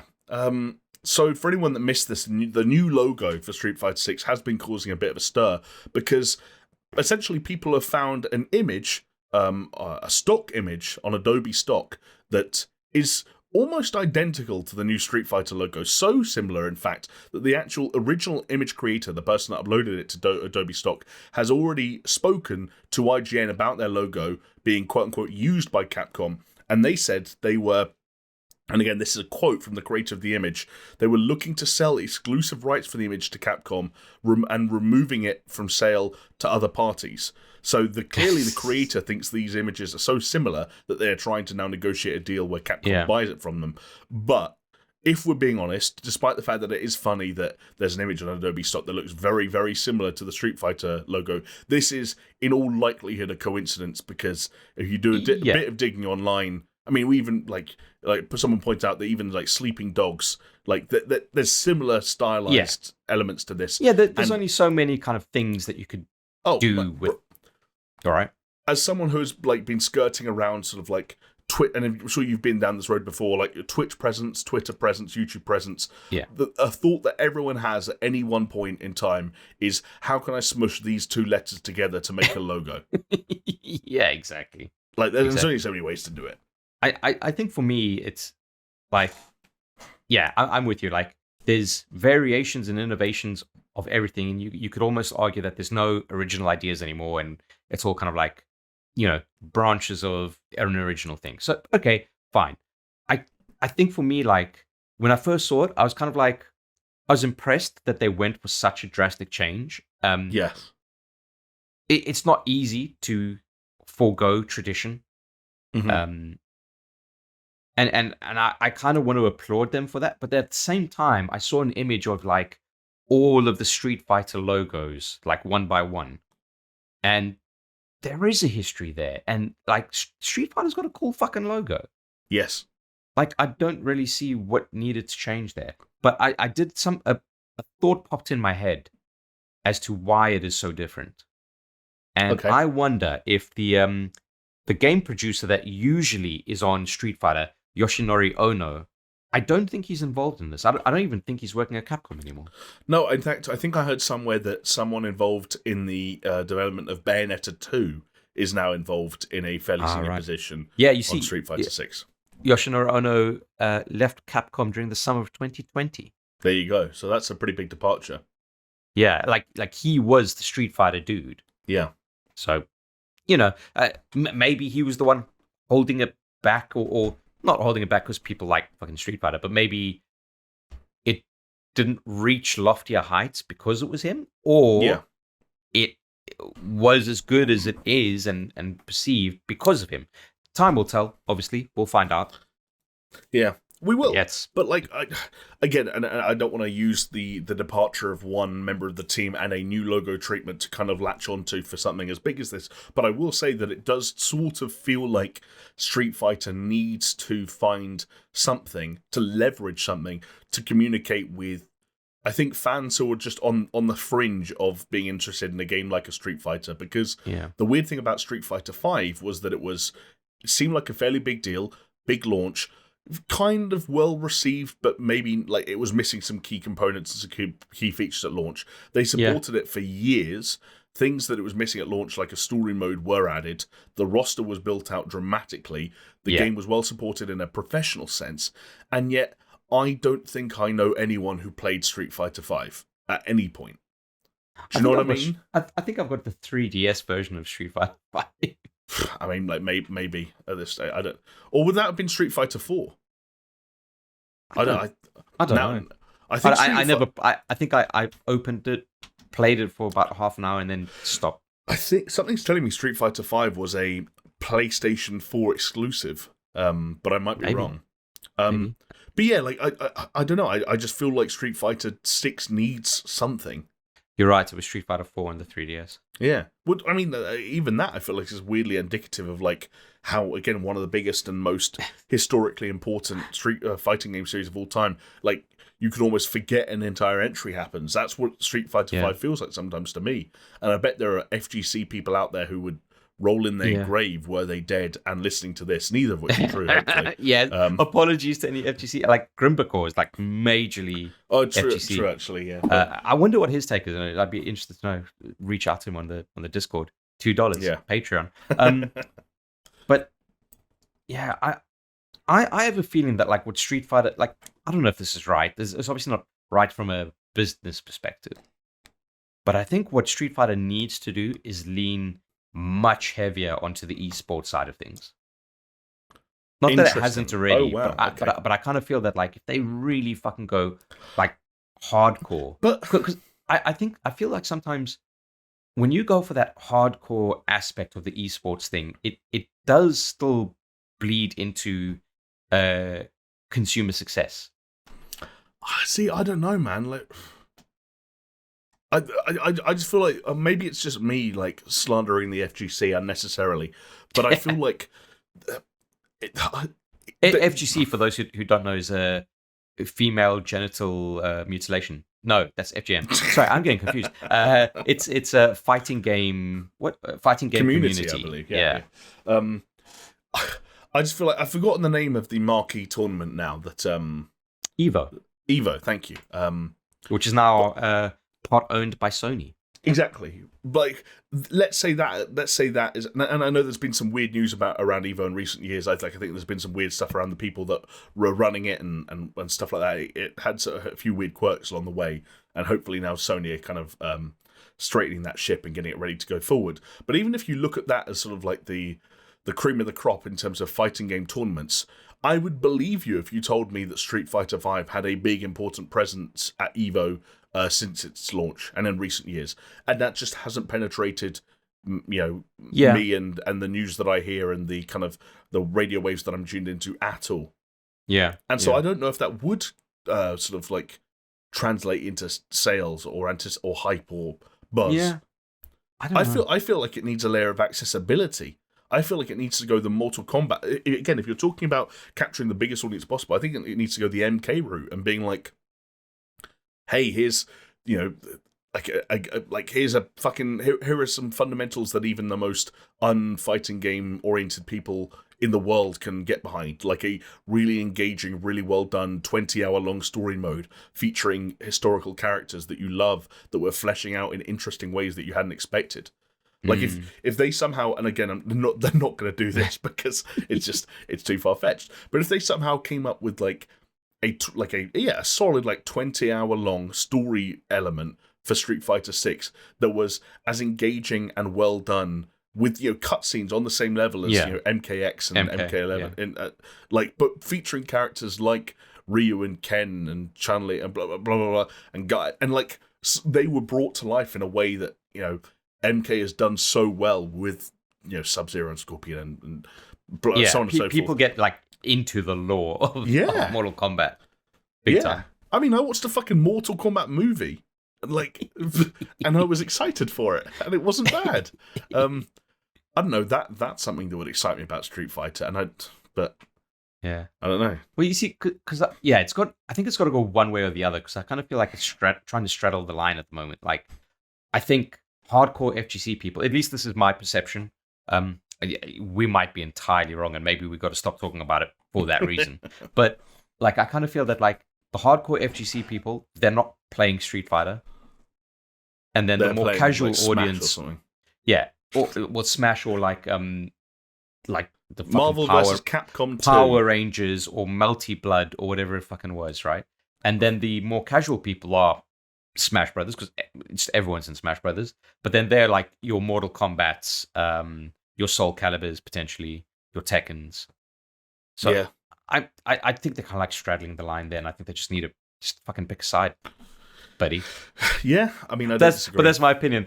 Guaranteed, Grim is going to be in the fucking comments saying you guys are wrong, and we're like, well, cool. Getting a fighting game fan's perspective on this wouldn't be a bad thing, because the other weird thing is we're going to be in the dark for the next few months anyway, because they've basically said, hey, I know this trailer was 30 seconds long and didn't tell you anything, but it's all you're going to get until summer, so prepare for 4 months of not knowing jack shit about Street Fighter 6, I guess. That's what that means. Yeah, I think there's a trend to not knowing jack shit about stuff lately. Yeah, for example, do you know what else we don't know jack shit about, but it's making headlines this evening at the time of recording, purely by virtue of the side of its name alone? Oh, what a tease. Go on. I know. It's the potential return of a beloved RPG that would come about as the result of a collaboration, if you will, between Microsoft and Obsidian. I am, of course, talking about a return to the wonderful world of Fallout New Vegas, perhaps even in the form of a Fallout New Vegas 2. Yeah. Yeah. Well, this was that kind of meme. Well, meme is maybe a loose term, but it was this thing that people were talking about when Microsoft bought Bethesda. And a lot of people were saying, well, now there's no reason why there couldn't be a Fallout New Vegas 2, because Obsidian made Fallout New Vegas in collaboration with Bethesda, and now the companies are effectively like brother and sister again. Yep. It's an interesting move. I think it's a smart move. It definitely sounds something that Phil Spencer would be pushing for. Totally. But I would imagine that it would I kind of feel that Todd Howard has autonomy in that deal anyway, in terms of deciding what they want to do. Right. But you think he has to want this for the future of Fallout especially before it's given over to the hands of another studio entirely again? Yeah, exactly. Although there might also be a part of where Phil Spencer goes to Todd and being like, Todd, you got Starfield, and even then when that's out, you got a whole other Elder Scrolls game to make, But then Obsidian are making 4 games at once as well. It's tricky. They've got they're doing Avowed. They've got Avowed, they've got The Outer Worlds 2, and they are still updating what's it called? Overgrown or something like that? Oh, The Honey, I Shrunk the Kids yes, yeah. game. I forget what it's called. Yeah, the one with the spider. Yes, exactly. That gave me one of my favourite jump scares ever, courtesy of our good friend Steph Murphy. It was fucking freaky, to be fair. Giant spiders. Don't touch them. In the dark, nothing. Yes. So yeah, it's weird, I guess, on that note, because, I mean, Bethesda are busy, Bethesda's RPG team are busy especially, and Obsidian are busy, but apparently these conversations are happening. I mean, it makes sense. I guess, like, the thing that you got to remember from a studio is if a studio is working on one game and they don't have the next one teed up, they're even if you're under an umbrella like Microsoft, like a safety net there, you're still going to be in trouble if you don't have the next thing, the gears turning, right? And True. Okay, fair, Obsidian on their side, they've got multiple games on the go. Bethesda, they've got multiple games on the go, but I wouldn't be surprised if this is just getting your ducks in a row and saying to Obsidian, well, you're doing Avowed, which potentially could be released this year or next year. Let's just imagine. All right. You've announced Outer Worlds 2.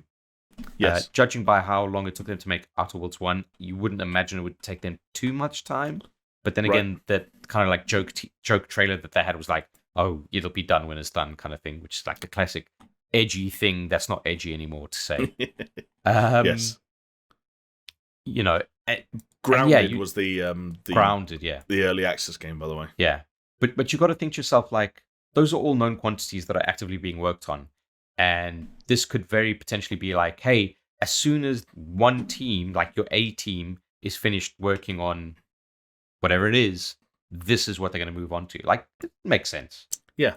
And I think the other thing that backs up the point that you're making is when you go to the horse's mouth on the source of this news report, it sounds just as early as you're suggesting it could be. It was actually our good friend Jeff Grubb of VentureBeat.com who reported on this, and the exact quote is, "This is very early, but people have begun to have talks and say these words in sentences, and these words are Obsidian and New Vegas 2. And then Grubb added, a lot of people at Microsoft think that this could work, and there's a lot of interest to make it happen. Now that, taken from any other context, sounds like it's literally people almost walking around the corridors at Microsoft and being like, someone says the words New Vegas 2, and someone else goes, that would be fucking awesome. Like, we should do that. In which case, but then, that's about as early as a video game can get, right? Yeah, but what I was going to say is, like, we've potentially been in those situations where people can get some buzzwords, someone hears them, says, that's a great idea, you should make it happen, and it just stops there. Yes, no, exactly. Yeah, because it's one thing saying, hey, that would be a great idea. It's another thing like building a team to make sure shit actually happens. Yeah, exactly. Jonesy wanted to physically make double jump boots, so, I'm going to ask him if he ever drew up the schematics for those. I'd be very interested to see how much progress he made. Yeah. Fucking hell. Yeah. So yeah, well, I mean, I was about to say we'll have to keep tabs on that, but I'll be honest, we're not going to keep tabs on that because that's probably one of those stories that's going to disappear for many, many years and maybe come up again in the future and maybe not. And who knows, we'll still be fucking talking on a podcast by then because the world fingers crossed we'll still be alive. I mean, again, I was going to get dark. I'm not going to get dark, but yes, I agree. Fingers crossed I'm still alive, and I just want to say, for the record, I don't know where in the world you are, but fingers crossed anyone listening to this stays alive for as long as humanly possible. Yeah, you just got to make it to Fallout New Vegas 2, and once you play that, you can kill over. That's all right. Yeah. I wonder how many of the people who were worried about dying before Elden Ring actually died before Elden Ring, because statistically, some of them would have. Yeah, of course. It would be really funny. Well, I say funny in a morbid way. Like you roll credits on Elden Ring, and as part of it is like in loving memory of those who didn't make it while waiting for this game to come out. Yeah, exactly. Yeah. Oh dear. Well, Chris, I very happily confirm that looking at the clock right now, and again, I don't want to break the fourth wall too much, but you have made it. You have not died before the release of Elden Ring, because right now, according to my PC, it is 0000 on the 25th of February 2022. Elden Ring is officially out worldwide. Elden Ring Day, baby. Which means I'm actually going to throw over to you for a very important question. Could I interest you in any other news stories, or do you think we've got a solid hour and 45 under our belt, Elden Ring's at our fingertips, and it's time to put a bow on this thing and go out on a high? Yeah, but now you've made me to be out the bad guy, because if No, because all I said is, could I interest you in the possibility of another piece of news? No one knows what the news is. Well, some people might have guessed because we kind of previewed some potential news earlier, but no one knows for sure what the news is, or how long we talk about it, or how interesting a conversation it could be. I'd say, I'm going to throw it out there. One of the things that we've got here that we could potentially talk about, I'm not even that excited about. I don't even know what I'd say about it. Well, then let's talk about it, because that could be a 5-minute thing, and then I look like a good guy saying, of course, Jamie, let's extend this podcast. Perfect. One of the franchises that I couldn't care less about, which is odd considering how much I love the other shit that they do most of the time when they're not doing it well, which they haven't done it well for ages, but they used to do it well before. Bioware have said that is one of the best fucking breakdowns that we've ever had on this. I mean, show. The Bioware are a weird company to bring up because it's. Obviously, I still have reverence for them at their best. But when you're talking about BioWare at their best, you're talking about the majority of a trilogy they made over a decade ago, with the exception of the ending of the entire trilogy that they made a decade ago.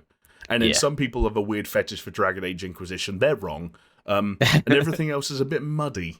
You know what the equivalent is? Is like that band that you listen to their debut album, which was fucking quality, and then it's just been downhill ever since then. But people still kind of oh yeah, remember those dudes?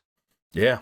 I've had pangs of that watching Kanye West throw his mic into the water in frustration this week. Jesus and I was like, oh Christ. God, where did we all go wrong? Do you remember when you were just, chipmunking fucking Shaka Khan samples and everything was good and nothing was wrong in the world, and now you're standing in a big puddle stage next to DaBaby and Marilyn Manson, and your fucking audio engineer can't sync up the music that's playing with the music that's getting fed into your earpiece, so you've been offbeat for the entirety of a song that you're performing for the third time, because that song was on the first Donda twice, and now it's on the second. It's weird. All I'm saying is that guy should be president. Yeah, big time. But BioWare. BioWare. Basically, BioWare, one of the things we haven't known about for a while is where exactly they are on development of the next Dragon Age project, because that is a project we have known about for a while. And following a little bit of speculation and a few sort of insider comments about a week or two ago, BioWare have actually come forward and made a statement of sorts, saying that they're still, quote, right in the middle of production phase.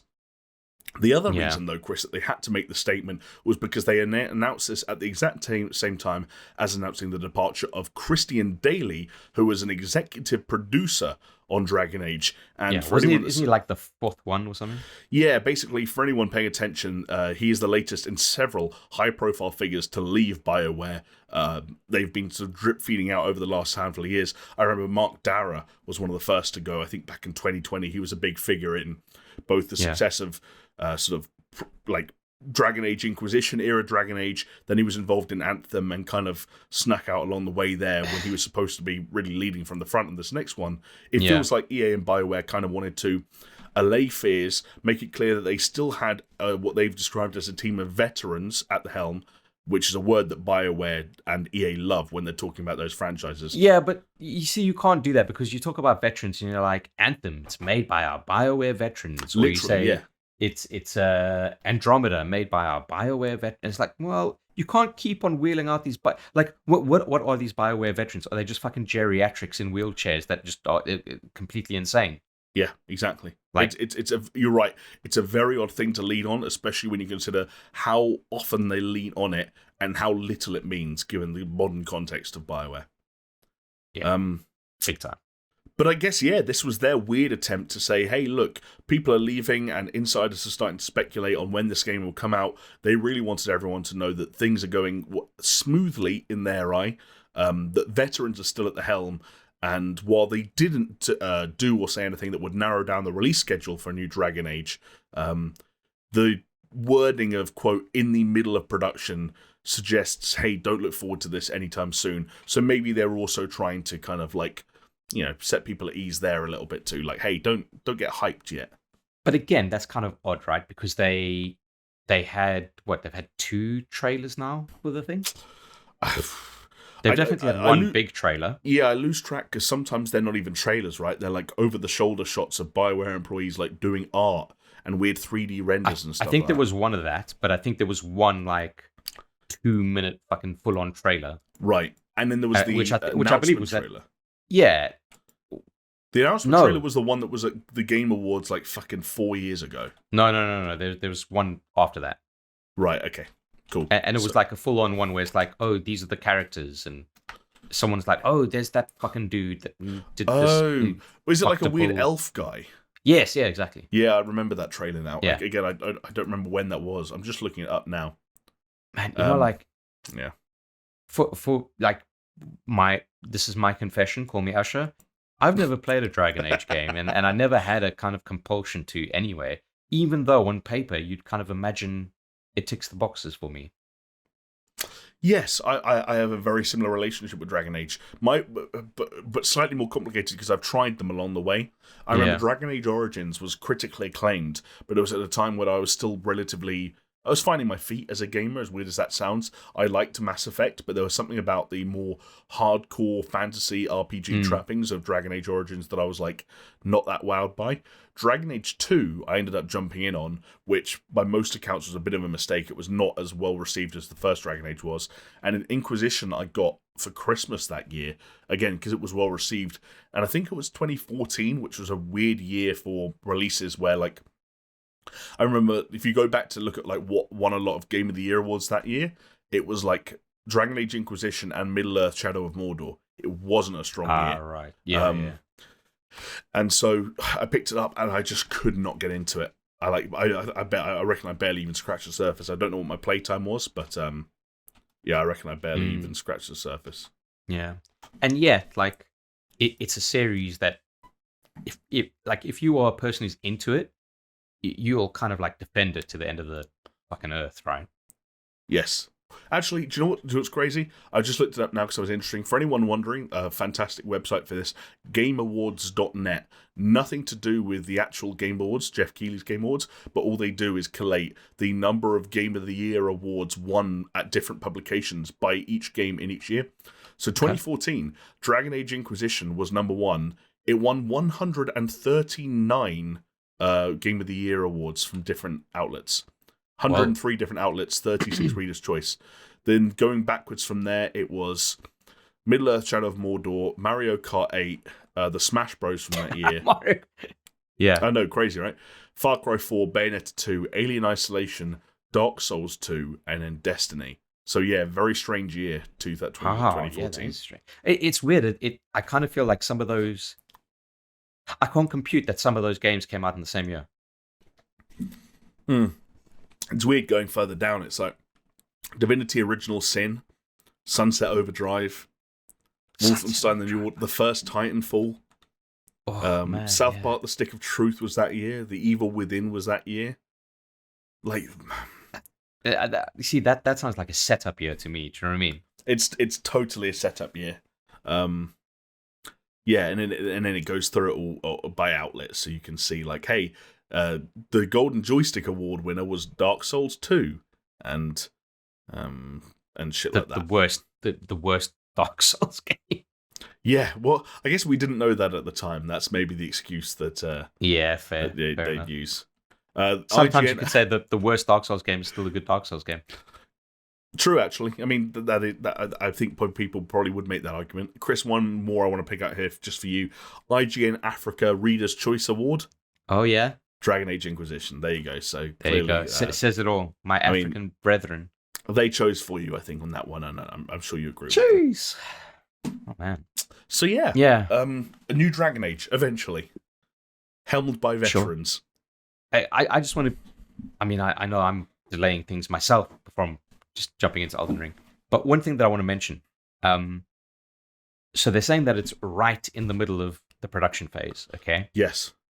But during our ATG days, we had a series called Game Changers, where we'd kind of like dissect a particular topic. And I think our most viewed Game Changers one was about Bioware and Anthem, and how the Frostbite engine basically killed Anthem and could kill BioWare and could cause EA to kill BioWare. And it was kind of a dissection on all of that, like a video essay. And in that, with a lot of our research and what was in that video as well, was kind of saying that, like, Anthem didn't really come together until what would we considered in this way of speaking, the end of the production phase. The middle of the production phase, they didn't have a game. They hardly had systems. And those systems that they did have there pretty much got almost entirely scrapped until, like, the last year of the game. You often talk about the hockey stick phenomenon of game development, where if you imagine a graph where it's like really, really shallow improvement until it gets to the final year, where just steep jolting up into the air, and there you got a fucking release. So that saying right in the middle of production phase means absolutely fucking nothing to me. True. Yes, it doesn't account for a number of different things. It doesn't account for like things that they're taking from previous entries or previous RPGs, or even just previous games that they've worked on. Things that might get scrapped and reworked. Even like development time, right? Like being right in the middle of a 2-year development is very different to being right in the year of middle of a 12-year development. One's got a year left, the other has 6. So you're right. There's so many different ways of reading that. That again, much like things like Fallout New Vegas 2 and Street Fighter 6 and the future of Call of Duty, we just won't know until it happens. I didn't realise how much of a kind of a speculative, forward-looking podcast this was until we got to the end of it. But with that, that is now officially... End of it, we are. Yeah, that is the end of it. Do you know what, Chris? I think looking at the damage, 12 minutes past midnight, depending on how long this outro is, I think if I'd offered you that before we started recording, you might have taken it. Yeah, I would have taken it, of course. Okay. Hey, listen. First and foremost, I'm here for the podcast and I'm here for the patrons. Secondly, I am here for my personal gain. So yeah. Well, Chris, to be honest, I couldn't care less why you're here. I'm just glad you're here, and I would say thank you for joining me on this miraculous episode of the Super Show. And thank you so much to all of you watching or listening along, whether you're at home or on a commute or whatever the hell you're doing with your lives. And I hope you all, much like Chris will in the coming week, have happy gaming time in your future, no matter what you're playing and what you're playing it on. If you want to help us keep going and help us keep going. I mean, kind of. I don't know why that tickled me, but it's just the way you delivered it. I was just like, what else have I got to say? You. The fact up thing is, if you got to this point of the podcast, you already know what I have to say. If you're watching on YouTube, like the video and leave a comment. You might be comment of the week next week. If you're listening on an audio podcasting platform of your choice, thank you and rate it 5 stars. If you'd like to support us on Patreon, patreon.com/supershow, loads of tiers, loads of rewards, and with any luck, we'll see you again the same time next week. And in a completely unprecedented move, I just want to inform you all that for the second week in a row, the Food Dude Delivers remains the catchphrase. Well, I'm here for it because that just means we'll finish earlier. So the Food Dude Delivers. If you want to put a twist on it, just say the Food Dude delivered Elden Ring. And there you go. There you got it. Or tell us what the Food Dude delivered. Yeah, what did the Food Dude deliver in your life? Yeah. Anyway, Chris, you've got a Food Dude delivery with your name on it screaming out for you right now, so I'm not going to take up any more of your time. Thanks again for coming along with me on this journey. And I'll see you and the good folks at home again this time next week. Cool. See ya. Nice one. Bye.